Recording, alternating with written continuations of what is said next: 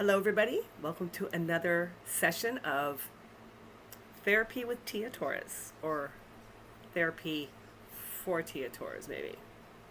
Anyways, just checking in. Want to kind of tell you a little bit about my morning so far.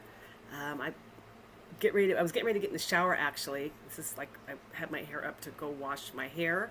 I wash my hair about once a month. You think I'm lying? I only wash my hair like once a month. I know it's gross.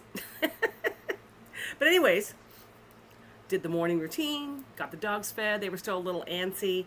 Got an extra dog in my house as of last night, another problem child. So now I'm up to 16. Yay.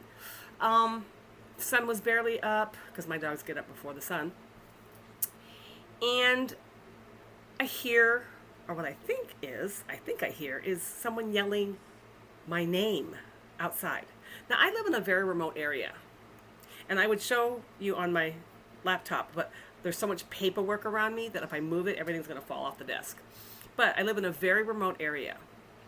The bayou's literally like outside my door. Like you take a few steps and you're in the water. So, boats do go up and down the canal here because people have their little boat houses, their little boat sheds, boat garages, where they come up on the weekends, to go out on the lake. So anyways, I hear my name being yelled. It's like, I'm looking outside like, it's freaking, the sun's not even up yet, hardly. And I look out, and there's Gabe. Gabe is the parish bad boy. Well, former bad boy. When I first moved out here, like 11 years ago, he was one of the first people I met, and I didn't know anything, and people were like, you're friends with Gabe? Aren't you scared of him? And I'm like, no, am I supposed to be? He's a big guy. And I guess his, reputation was he was bad back in the day. Just a lot of fights and getting arrested and whatnot, and just like a little renegade. He's a big dude. Anyways, it's him.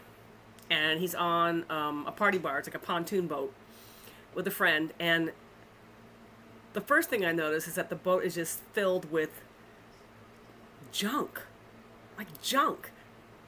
Like they don't even have chairs to sit on. They're like sitting on like a bar stool.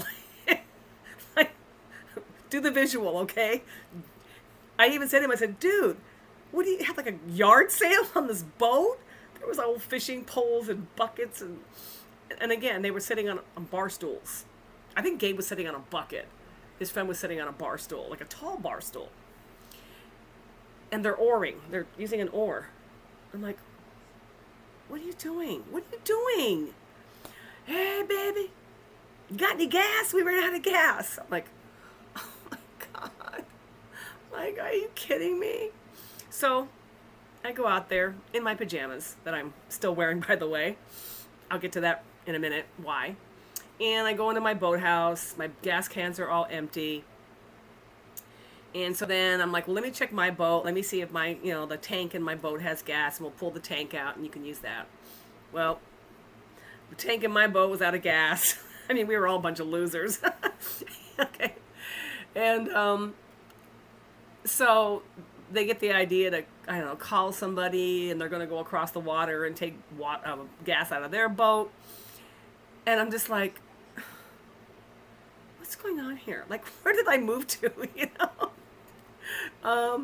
So anyways, they went about their way. I could hear them yelling the whole, yeah, bye, mama, bye. The whole way I'm like, shh, get my dogs going. Anyways.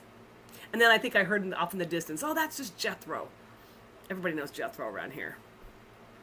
I've been told that you can hear his bark all the way across the lake. Yeah. So anyways, that's how it started. And of course, I have to go through the morning routine of getting the dogs fed, letting them out, cleaning up poop outside in the kennels, hosing off my back deck, doing the whole thing. In the middle of that, my phone rings, my landline, which hardly ever rings anymore, mainly because of the damages from the hurricane. So, like, my landline, my internet, everything's just messed up now. Can barely get in contact with anybody except through email. So anyways, my phone rings, and I see that it's Orlando. who, if some of you don't know, is kind of like he's like a big brother to me. He's like my security slash right hand man, enforcer, for lack of a worse word. Um, and he helps mostly in the city, in New Orleans. And why are you howling? My God, my wolf dog just decided to howl. So I'm like, why is Orlando calling me so early? Like, I mean, early for him. Still like morning time. Pick up the phone, and I'm talking to him. I'm letting dogs out, getting blankets out of crates and whatnot. And the first thing I hear is what sounds like a police radio. You know that distinctive sound? Well, I don't know, all of you understand what it sounds like, but I remember what it sounds like a police radio. And I'm like, Orlando? Yeah. What's going on? Oh, I got the cops here.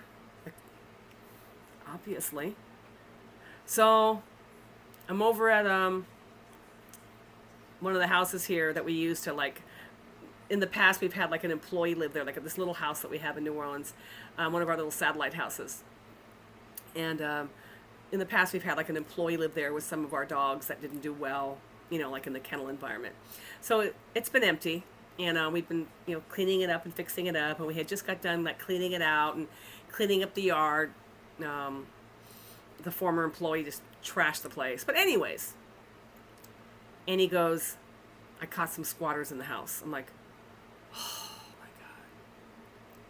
And he quickly sends me a picture, and the yard is like trash everywhere, like everywhere. And he goes, yeah, I caught them running out. I came up on them and they started running out. And he sends me like a quick picture of one of the female squatters. She had amazing red hair though.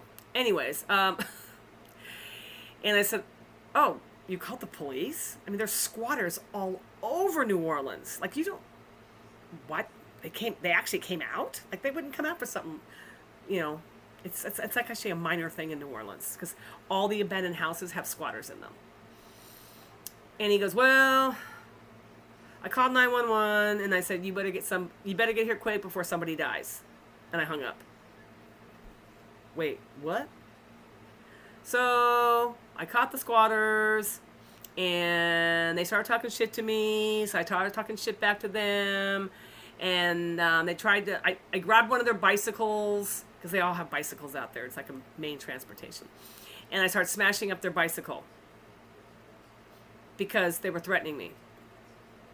Oh, and but in my defense, the guy threatened me with a knife first. I said, huh. Big knife? Nah. I told him that knife was so small it couldn't even go through the first layer of my skin.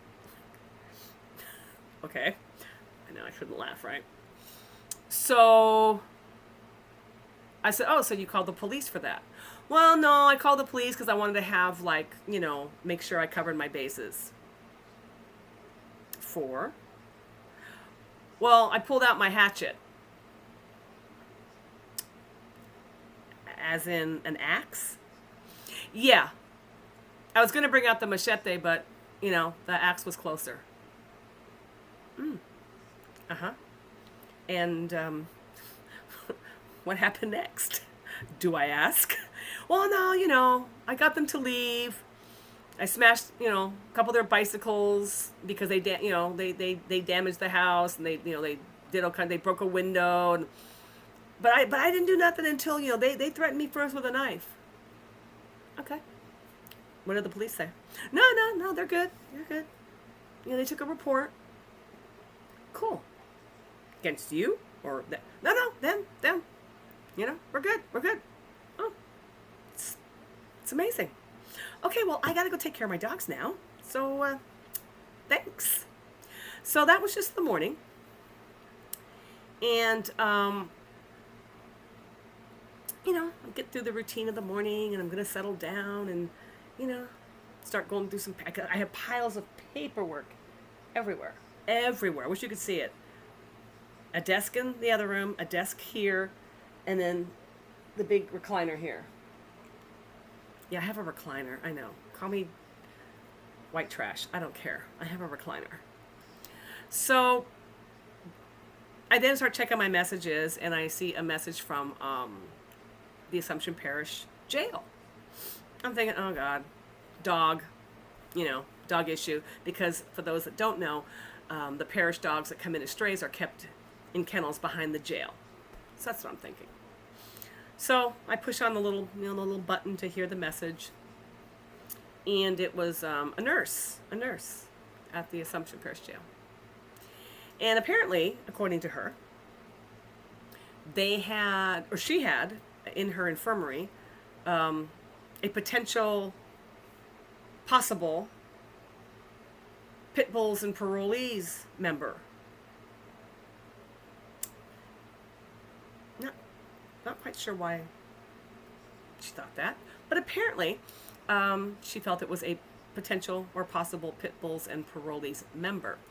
And could I please come down and identify him? I'm not sure whether I should laugh or, like, is he dead? Like, identify his body? Or is he on drugs and doesn't know who he is? Is he having a mental breakdown?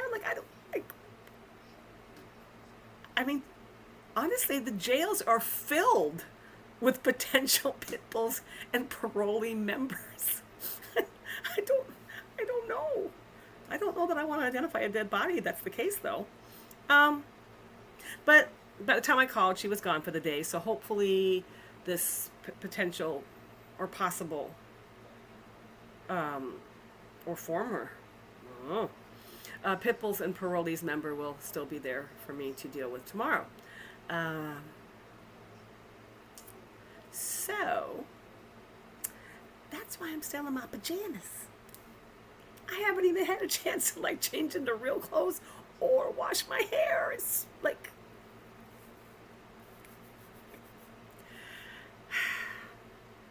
so I'd like to thank you for allowing me to get that off my chest and vent, and I feel so much better now. Until the next session of therapy by or therapy for Tia Torres.